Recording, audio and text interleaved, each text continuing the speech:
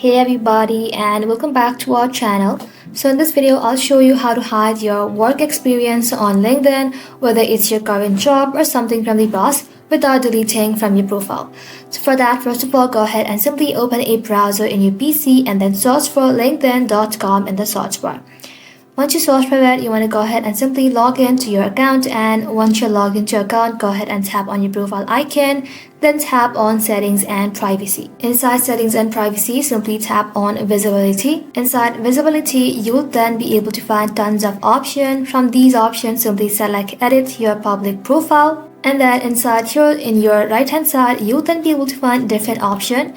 If you have added experience on your LinkedIn, you will then be able to find an option that says past experience and current experience. You want to go ahead and simply toggle them off. As you can see, I don't have these options because I have not added any experience in my LinkedIn profile, but I'm sure you will have that option. You want to go ahead and simply toggle them both off.